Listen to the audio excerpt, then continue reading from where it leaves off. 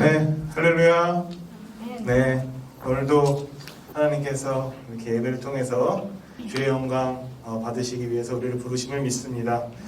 오늘 드림 청년 예배 2021년 처음이네요. 네, 오늘 주제가 왜입니다. 왜? 본문이 이사야 65장 2절과 17절이거든요. 우리 다 같이 한 목소리로 함께 읽도록 하겠습니다. 시작. 내가 종일 손을 펴서 자기 생각을 따라 옳지 않은 길을 걸어가는 패역한 백성들을 불렀나니 보라, 내가 새 하늘과 새 땅을 창조하더니 이전 것은 기억되거나 마음에 생각나지 아니할 것이다. 아멘. 감사합니다. 오늘 2021년 처음인데요. 오늘도 하나님의 귀한 여러분들과 함께 주님을 찬양할 수 있어서 너무 감사드립니다. 우리 옆에 분들하고 같이 인사하시겠습니다. 반갑습니다. 네, 반갑습니다. 온라인도 반갑습니다. 네, 반갑습니다. 2021년 새해 말씀 카드 다 뽑으셨나요? 네, 저도 뽑았는데요. 이번엔 온라인으로도 이렇게 주신다 그래가지고 2번 뽑으라고 하시더라고요. 근데 또 제가 또 굉장히 또 제 입술로 이런 말하면 좀 그렇지만 남자다워서 한 번 뽑으면 되지 뭘 또 2번 뽑으니까 또 이랬는데 근데 한 번 더 뽑았죠. 2번 뽑았는데 역시 하나님의 말씀은 순종해야 됩니다. 2번 뽑았더니 더 좋은 말씀으로 저를 위로를 하시더라고요. 그래서 올해는 역사상 처음으로 2021년 새해 카드를 2번 뽑은 해가 되었습니다. 그러면서 새해 첫날부터 역시 하나님 앞에서 순종이 최고구나 하는 생각 들었습니다. 오늘은 이사야의 말씀을 전하려고 합니다. 이사야는 구약의 대표적인 선지자입니다. 모세도 있고 사무엘도 있고 엘리야, 나단, 요나 그런 분들 다 계셨는데 그 중에서도 유명하신 분이 또 우리 이사야 선생님이신데 이사야에게는 좀 특별한 무언가가 있었습니다. 물론 하나님의 능력이 그에게 임했기 때문에 특별한 거였지만 그래도 이사야에겐 뭔가 특별한 것이 있었는데요. 그 중에 하나가 예수님의 탄생을 아주 디테일하게 기록해 놓았습니다. 이사야 7장 14절에 보면 여러분들 많이 들으셨을 거예요. 그러므로 주께서 친히 징조를 너희에게 주실 것이라 보라, 처녀가 잉태하여 아들을 낳을 것이요 그의 이름을 임마누엘이라. 여러분들 많이 들어보셨죠? 네. 물론 이 성경에 제가 이번에 성경 가져왔죠.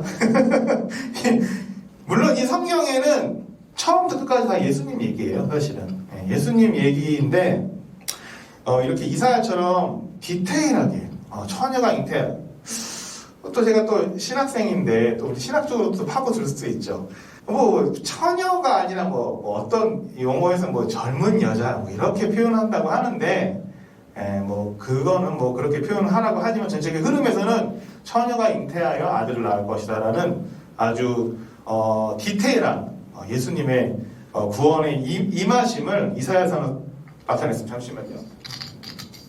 그러니까 좀 약간 약하게 되어 있었나 봐요. 네. 이사야서에 그렇게 친히 예수님의 오심을 구약에 기록을 해놨습니다. 성경은 총 몇 권으로 있는지 아시죠? 66권이에요. 그래서 구약 39권, 신약 27권. 우리 그림 1번 한번 띄워주실래요?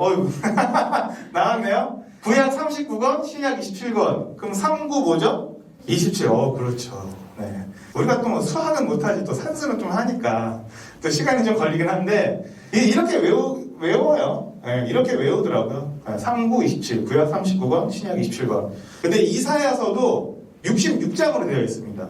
그래서 39장과 그 다음 40장부터 보면은 이사야서는 사실 그 바벨론 포로기에 쓰인 거기 때문에 굉장히 좀 잔인하고 좀 슬픈 이야기들이 많이 있는데요.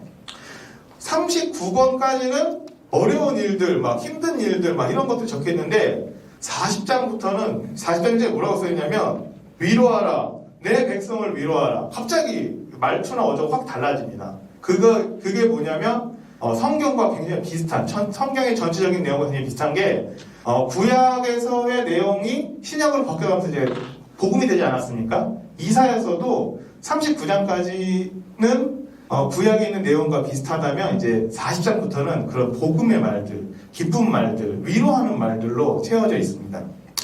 그래서 이 성경을 볼 때는 이사야서는 전체적인 성경의 좀 축약본 같다라고 이렇게 신학적으로도 이야기를 합니다.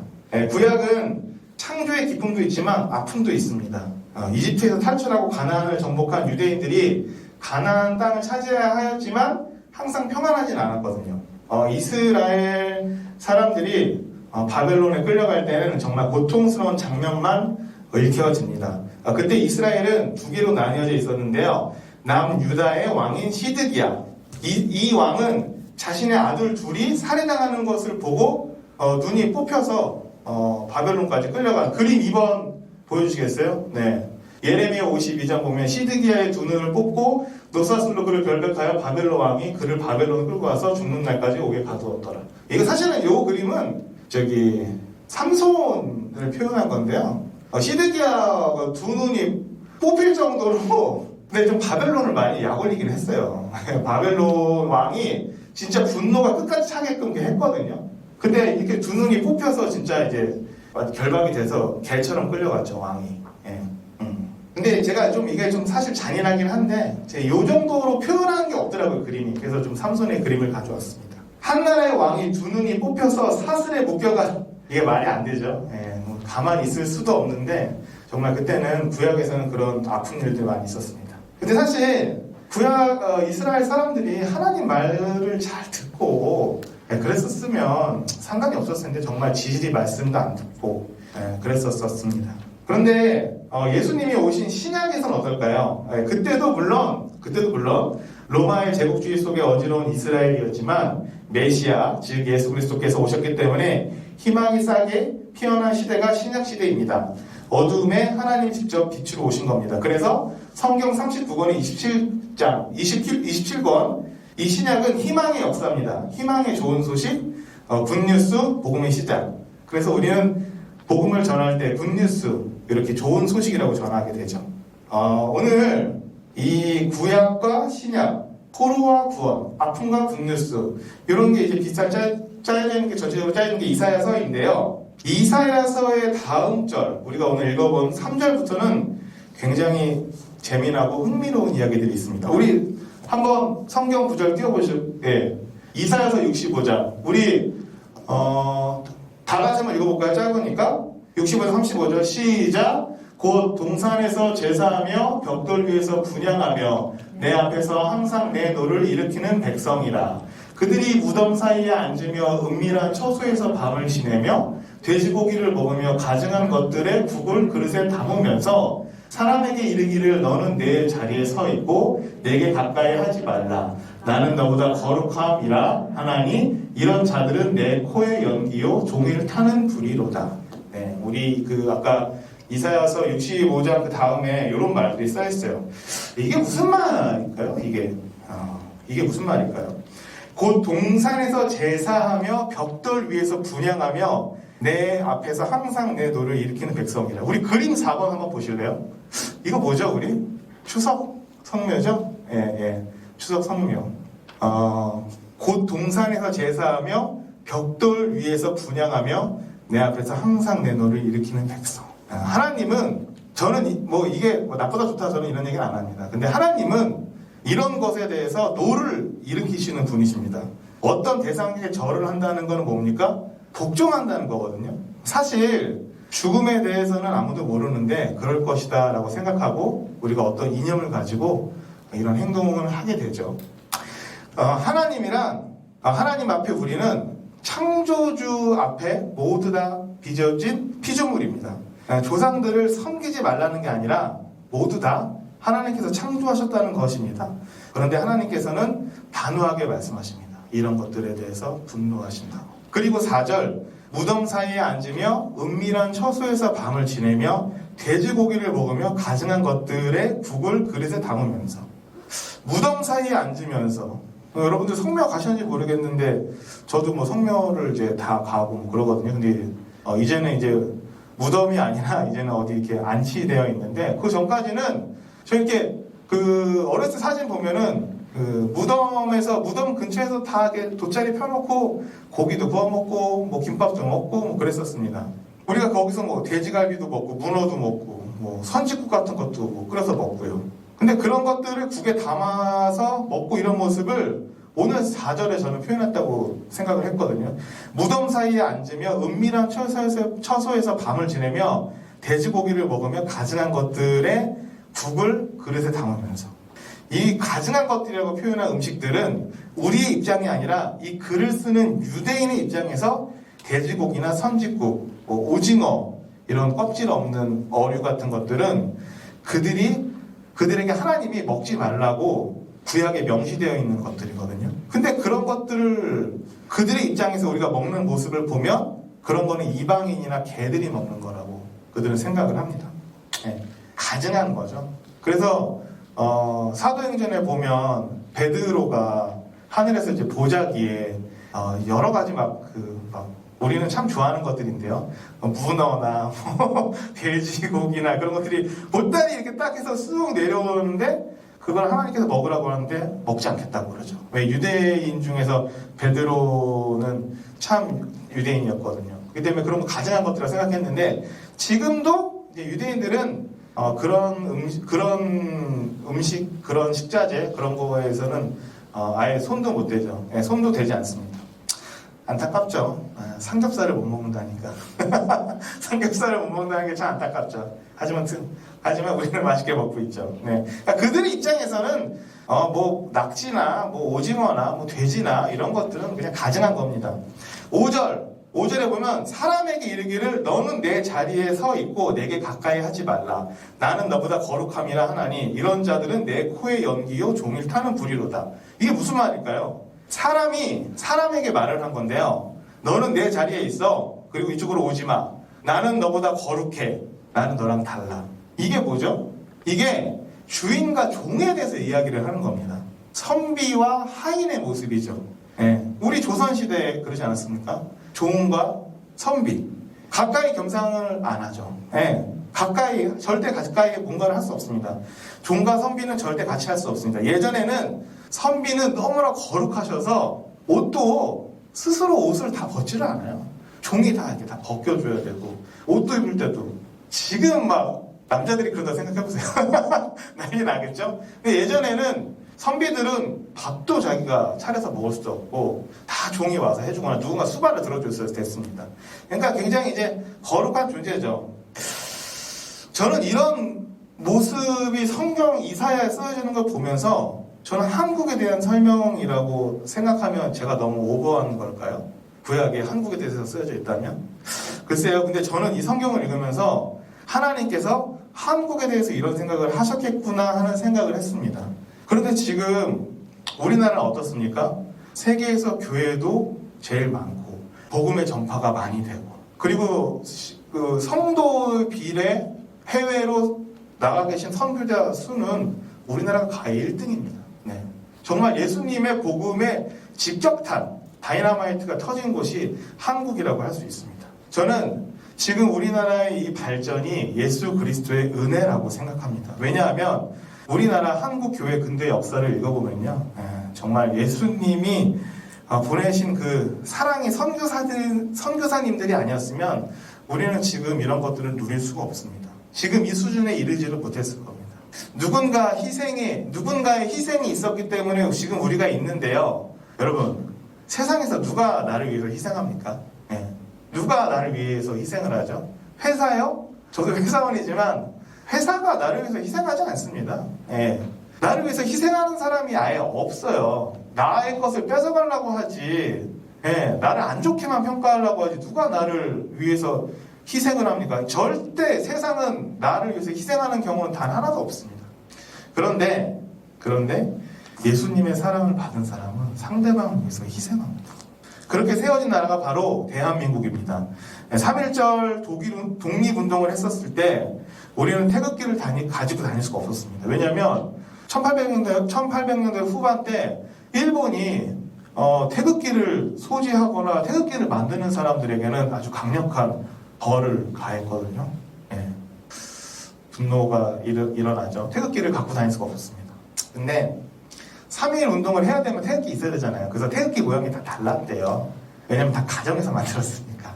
예. 근데 그걸 만들고 유통하고 옮기게 하신 그 분들이 거의 대부분 기독교인들이었습니다. 기독교인들이 그때 한국의 인구 대비 1.5% 정도밖에 되지 않았습니다. 근데 거의 대부분의 독립투사들은 기독교인들이 많았습니다. 3.1운동으로 감옥에 투옥된 여성의 3분의 2는 기독교인들이었습니다.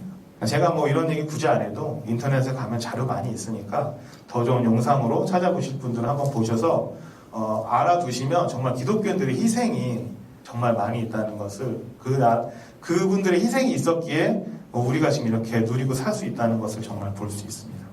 하나님은 한국을 눈여겨보셨습니다. 그래서 예수님의 복음의 은혜를 우리가 받은 겁니다.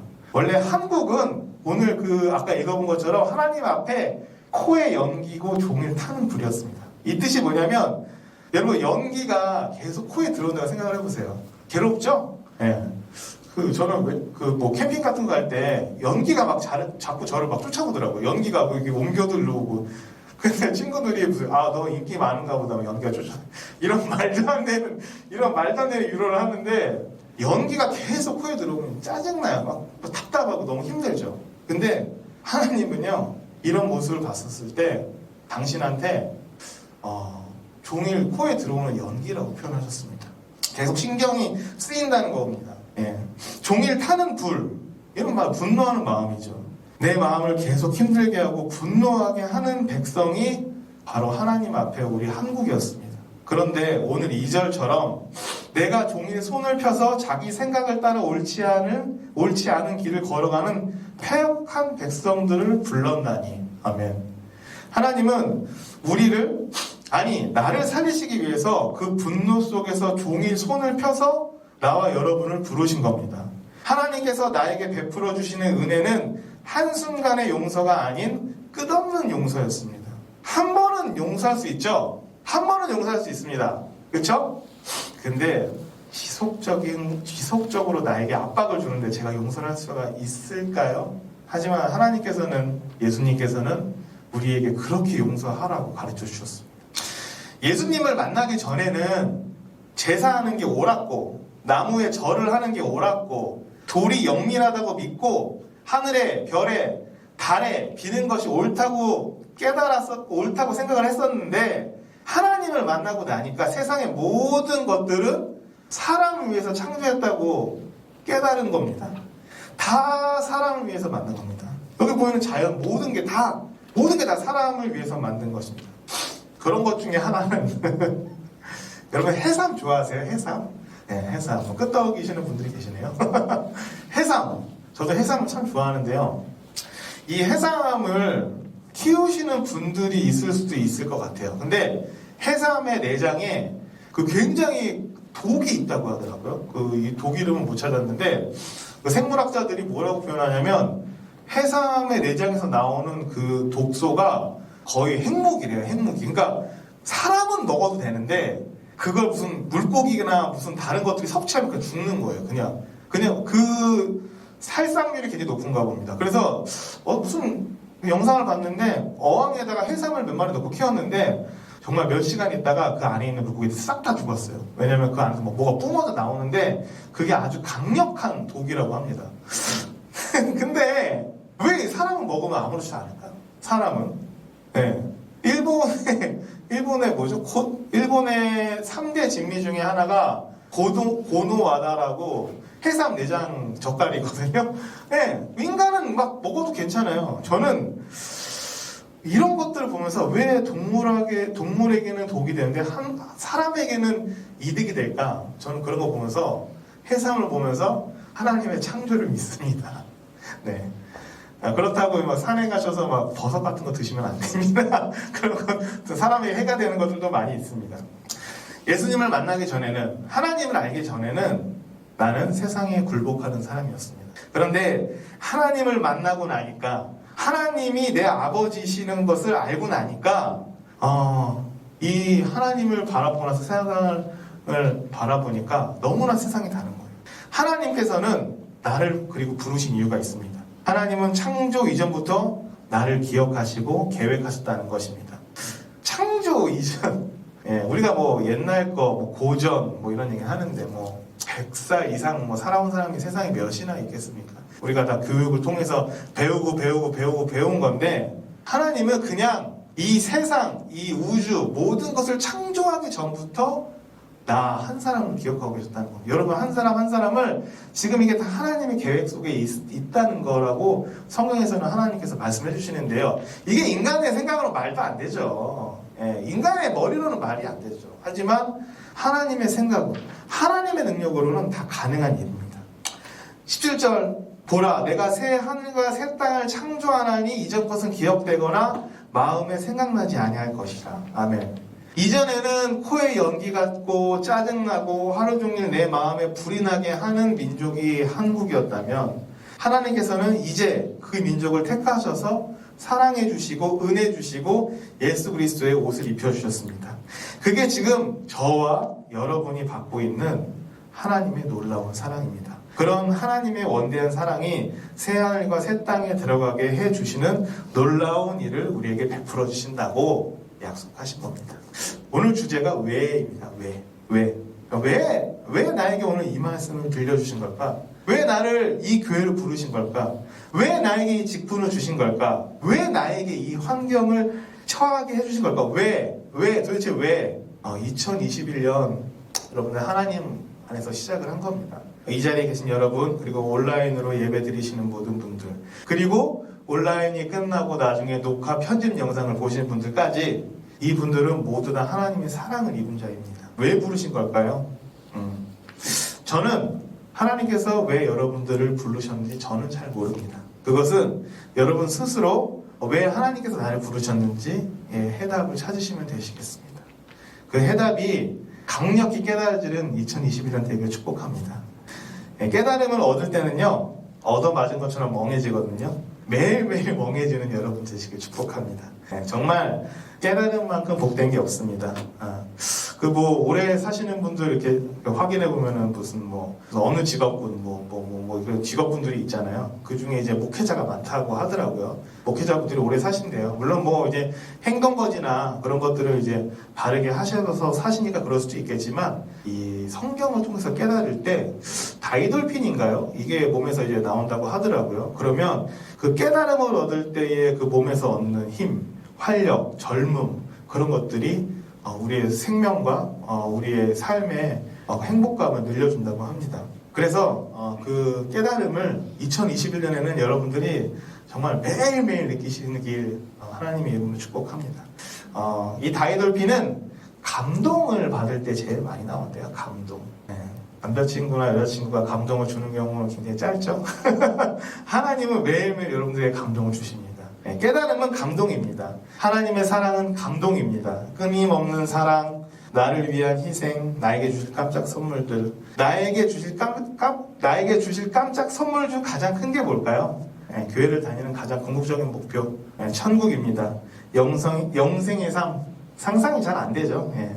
저도 그냥 영원히 산다, 이렇게 글자만 봤을 때는 참 이게 잘 이해가 안 가는데 성경을 읽고 거기에 대해서 자꾸 생각을 하니까 영생의 삶이 이루어질 때는 정말 어떨까라는 큰 기대를 합니다.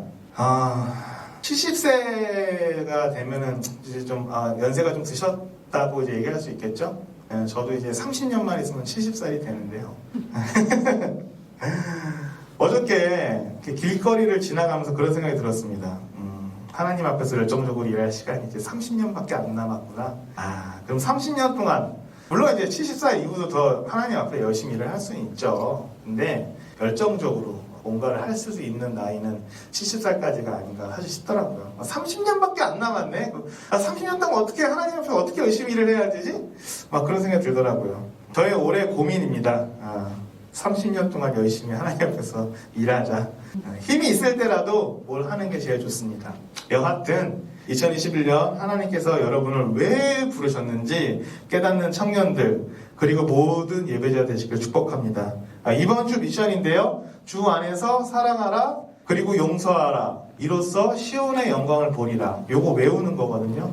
주 안에서 사랑하라. 주 밖에서 사랑하실 수도 있지만 주 안에서 사랑하라 그리고 용서하라 이로써 시온의 영광을 보리라. 이거 이번 주 미션이니까 한 번씩 외우시면서 2021년 하나님 앞에서 하나님 안에서 힘차게 나아가시길 바라겠습니다. 시온의 영광을 볼 수 있는 여러분 되시길 축복합니다. 잠깐 기도하겠습니다.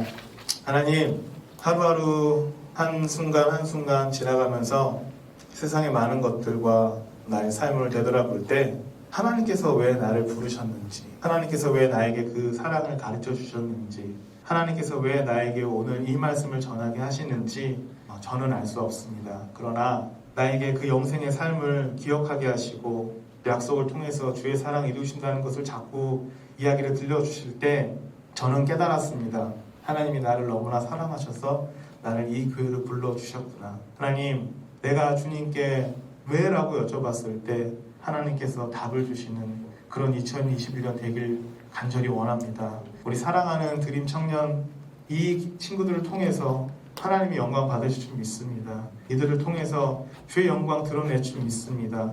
2021년 정말 주님 안에서 우리 모두가 깨달음으로는 하야 될 수 있도록 도와주시옵시고 주 안에서 사랑하고 용서하는 순간순간들을 우리가 맞이할 수 있도록 도와주시옵소서.